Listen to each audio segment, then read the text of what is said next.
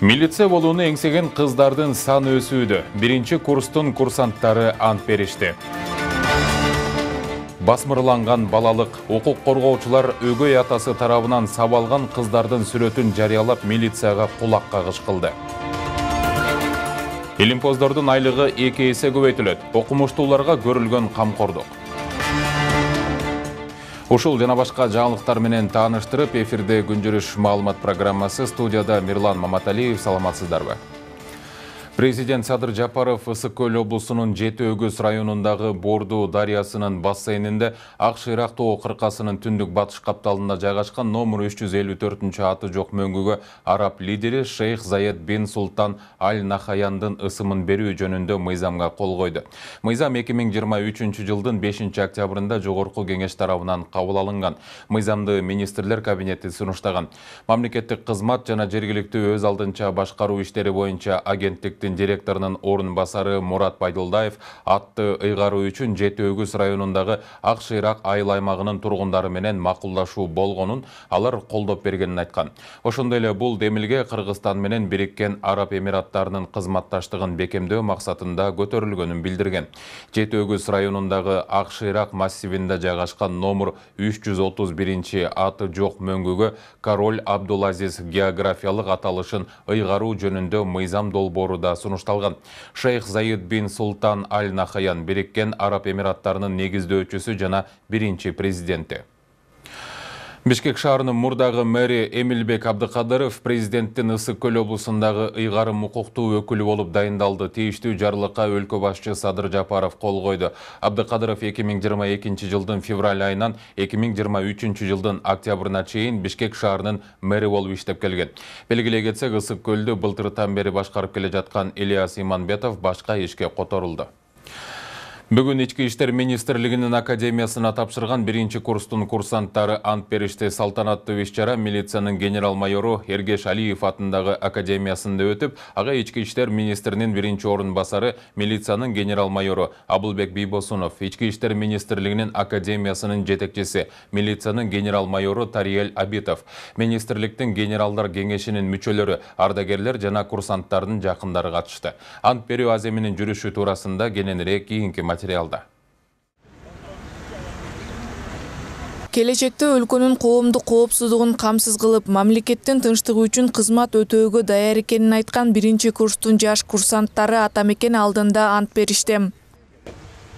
Жолдош полковник Курсант Масланов ант берүү үчүн келди. Салтанаттуу ант беремин. Салтанаттуу ант беремин. Салтанаттуу иш-чара Кыргыз милициясынын алгачкы генерал-майору Эргеш Алиевдин атын алып жүргөн Ички иштер академиясында өттү. Анда кесипкөй милиция кызматкерлеринин катарын толуктоону көздөө үчүн академияга тапшырган 104 курсант колдоруна курал кармап, жарашыктуу аскер кийимдери менен сапка тизилишти. Анын ичинен 28 кыз жаш жоокерлердин курсун ийгиликтүү аяктап, аземде курсант деген наамга татыды. Бул мен бала кезимден бери эле кам болчу. Анан чоң атам эметке сунуштаган. Анан өзүм да жактырып, анан ошол бир эжем болчу. Ошону карап, ошонун кызыгып, анан ушул жакка тапшырып калдым. Келечекте ушул кесиптин артында мамлекетке кызмат кылып, ушул кесипти алып кетким келет. Бул жерде ошондой эле айылдык РОУД, УВД, ОУДларда буюрса опер кызматкери болуп, жана ошондой эле дагы башка кызматкерлер болуп чыгам. Бирок менин оюм бул жерде следователь болгум келет. Кийин келечекте следователь болуп, ушундай эле кылмышкерлер менен күрөшүүгө чоң салымды кошкум келет. Милицияда иштеген кадрларды даярдап чыгарган Эргеш Алиев атындагы Ички иштер академиясына соңку жылдары кыздардын тапшыруусу көбөйгөн. Окуу жайдын эрежеси боюнча кабыл алуу комиссиясында кыздар 10%дан жогору болбош керек. Бирок акыркы 3 жылда каалоочулардын саны көбөйгөнү байкалган. Негизи кабыл алуу комиссиясына академияга 10%дан жогору болбош керек кыздар. Бирок биз ошого карабастан андан көбүрөөк алып атабыз. Себеби ушу каалоочулар ушу ата мекениме кызмат кылам, ушу Ички иштер министрлигинде кызмат өтөп, элдин коопсуздугун сактоого салымын кошом деген жаш улан кыздарыбыз жылдан жылда көбөйүп атат. Иш-чарада сөз сүйлөгөн Ички иштер министринин биринчи орун басары Адылбек Бийбосунов жарандардын өмүрүнүн, эркиндигинин, коопсуздугун камсыздаган жоопкерчиликти алган жаш курсанттардын келечектеги эмгек жолуна ийгилик каалады. Урматтуу курсанттар, сиздерди Ички иштер министри Улан Амаканович Ниязбеков, коллегия мүчөлөрү жана жеке өзүмдүн атымдан чын дилимден куттуктайм. Милицияда кызмат өтүү дал ушундай ант берүү менен башталат. Ант берүү менен курсанттарыбыз жарандарыбыздын өмүрүн жана ден соолугун, коопсуздугун, алардын укуктарын жана эркиндиктерин урматтоо үчүн жогорку жоопкерчиликти өздөрүнө алышты. Мекен алдында берилген ант сиздер жүрөгүңүздөргө түбөлүккө сакталышты. Муну менен катар кызматтык милдеттерди аткарууда чынчыл, мыйзамдарды так аткарып кесипкөй болууга чакырды. Буга улай ардагерлер келечектеги укук коргоо кызматкерлеринин алдыдагы окууларына ийгилик каалап, мамлекетке татыктуу ак кызмат кылуу керектигин белгилешти. Ошондой эле уул кыздарынын аз эмне атайын алыстан келген ата-энелер кубанычын жашырбай, мекен алдында ант берип, курсант деген наам алган балдары менен сыймыктанып турушту. Биз Сокулуктан келдик, Сокулук айылынан. Мен неберем Эшалиев Айтегин быйыл академия, МВДнын академиянын тапшырып, буюрса окууга өттү. Мына бүгүн аябай чоң майрам болуп турат. Бүгүн ант алып атышат, ант берип атышат. Ушу балдарга ийгилик каалайм. Окуунда, иштеринде, ден соолукта болушун. Бул келечекте элдин керегине жараган, эл үчүн иштеген, мамлекет үчүн иштеген мыкты кызматкерлерден болот деп мен ишенем. Ушу балам ушул окууну окуп, элин, жерин коргосун деп касыр ант бергени турат. Ишинде ийгилик болсун, окуусун жакшы бүссүн, аман эсен болсун. Эми баарыңарга ийгилик, ден соолук каалайм. Ошо баламды аябай тарбиялап өстүрүп, өндүрүп ушу окуу жайдан чыгарсаңар деп тилекте тилейм да. Бул күнү салт боюнча Эргешалиев атындагы фонддун төрагасы Аскар Бектемиров окуу жылында өзгөчөлөнгөн курсанттарга стипендияларды тапшырды.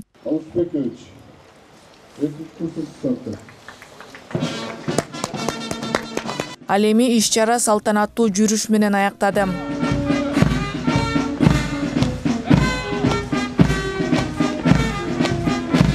Акылай Маратова, Талант Ашыров, Нью ТВ.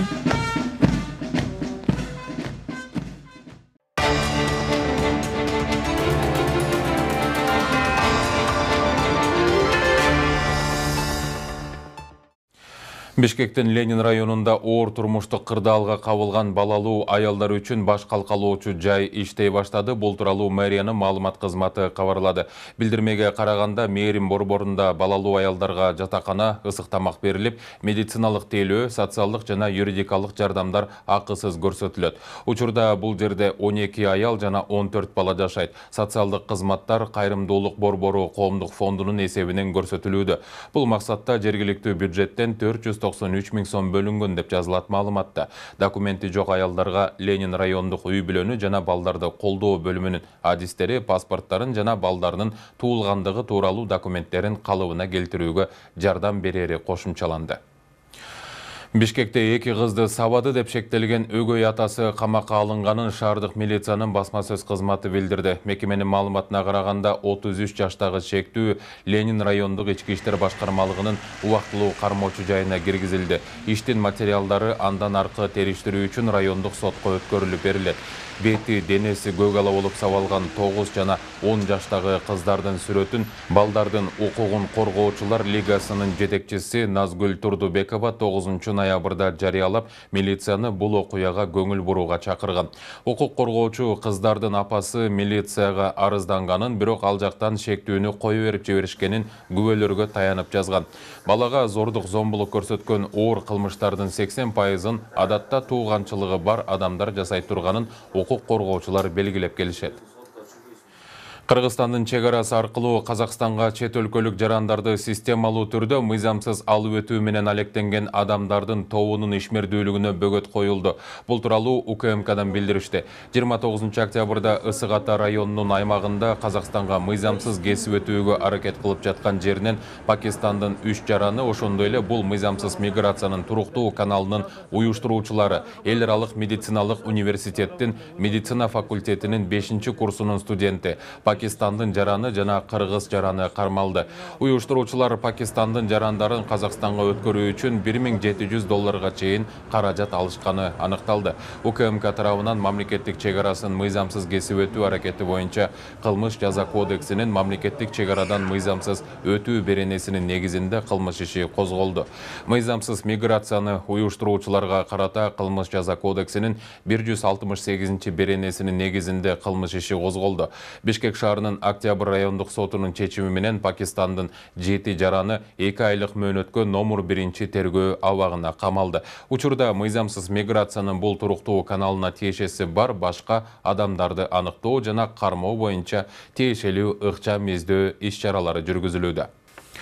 Бишкекте тилсиз жоону өчүрүүгө 2 күжүрмөн эсеп тартылды. Бул тууралуу өзгөчө кырдаалдар министрлигинен кабарлады. Алдын ала маалымат боюнча Бишкек шаарынын Ленин районуна караштуу Ахунбаев көчөсүндө жайгашкан турак үйдөн өрт чыккандыгы тууралуу маалымат түшкөн. Өрттү өчүрүүгө саат 15:37-де Ленин райондук номер 6-өрткө каршы бөлүмдөн 2 күжүрмөн эсеп тартылып, жеринде иштеп жатышты. Болжол менен үйдүн чатырынын 200 чарчы метри күйгөн деп айтылат маалыматта. Тилсиз жоону өчүрүү иштеринин жүрүшүнө кошумча маалымат берилет. Буга чейин мурдагы депутат Ыргал Кадралиева үйү өрттөнүп жатканын социалдык тармактагы баракчасына жазган. Өрт өчүрүлгөн соң үйүнүн тилсиз жоодон кийинки абалын көрсөтүп, жардам берем дегендерге муктаждыгын билдирген. Кыргызстанда илимий кызматкерлердин айлыгы 2 эсе көбөйтүлөт. Бул тууралуу Улуттук илимдер академиясында белгиленген илим күнүнө арналган салтанаттуу жыйында министрлер кабинетинин төрагасынын орун басары Эдил Байсалов айтты. Көп жылдан бери алгач ирет министрлер кабинети 9 илимий изилдөө долбоорун ишке ашырууга 110,7 миллион сом бөлгөн. Анын ичинде археологиялык иштерди жүргүзүү, сейсмикалык райондоштуруу картасын түзүү, ДНК лабораториялык борборун ачуу жана Гареев атындагы ботаникалык бакты бекемдөө иштери бар. Келерки жылы илимди каржылоо көлөмү бир кыйла жогорулатылары айтылды. Байсалов Улуттук илимдер академиясы дүйнөлүк тенденцияларга көз салып, экономикага, билим берүүгө жана башка тармактарга инновацияларды ыкчам киргизүүнү камсыз кылышы керектигин, илим Кыргызстандын санариптик экономикага өтүшүн камсыз кылышы керектиги белгиленди. Мектеп окуучуларынын спортко болгон кызыгуусун арттыруу максатында Борбордогу номер 40 мектебинин окуучулары, спортчулар Сабит Шамшидинов, Ырыскелди Максатбек уулу жана Ырыскелди Хамзаев менен жолугушту. Анда окуучулар чемпиондордон спортто жаратып келген ийгиликтери, жетишкендиктери туурасында суроолорду узатып, кызыктуу баарлашуу орун алды. Андан соң жолугушууга келген спортчулар окуучуларга өздөрүнүн ыкмалары менен бөлүшүп, жаштарга спорттун артыкчылыктарын айтып, мотивация берди. Бул балдарды сергек жашоого, патриоттуулукка үндөө менен бирге жаштарды спортко болгон кызыгуусун арттырууга багытталган. Мэриянын билим берүү департаменти мындай жолугушуулар эми каладагы башка мектептерде уланарын билдирди. Бул иш-чаранын максаты окуучуларга биз билим гана бербестен, биз аларды патриоттуулукка, мекенин сүйүүгө, тилин сүйүүгө тарбиялап жатабыз. Ошол себептен бул жерде окуучуларды ошол белгилүү спортчулар менен жолуктуруп, аларды шыктандырып, окуучуларды билим алуудан сырткары дагы окуучуларды өздөрүнүн ошо бир спорттун тармагы менен мектепти бүтүп чыккандан кийин окуучулар кандайдыр бир спорттун тармагында өзүнүн бир жетишкендиктерге жетишсе деген максат менен уюштуруп жатабыз да. Бишкек ош жолундагы Арал Сосновка өткөрмө бекетинде оор жүк ташуучу автоунааларга киргизилген чектөө алынды. Бул тууралуу өзгөчө кырдаалдар министрлигинин басма сөз кызматы кабарлады. Мекеме Бишкек ош автоунаа жолунда кырдаал туруктуу, жол ачык экенин билдирди. Транспорт жана коммуникациялар министрлиги ашууларды кар басканын белгилеп, алыс жолго чыга турган айдоочуларга унаа дөңгөлөктөрүн кышкыга алмаштырып алууну эскертүүдө. 10 ноябрга карата өлкөнүн ашуулары менен жолдорунда автоунаа жана кыймылына чектөө жок, жол ачык, жол тейлөө ишканаларынын кызматкерлери өздөрүнө бөлүнгөн аймактарды ашууларды толук көзөмөлдөп жатат. Каракол Эңилчек унаа жолунун чоң ашуу жана Барскоон Ак Шыйрак жолунун Сөөк ашуусунда кар жаап, борон болууда, бирок каттам токтогон жок деп билдирди аталган мекеме. Ушуну менен берүүбүздү жыйынтыктайбыз. Алдыдагы эс алуу күнүңүздөр көңүлдүү улансын. Саламатта туруңуздар.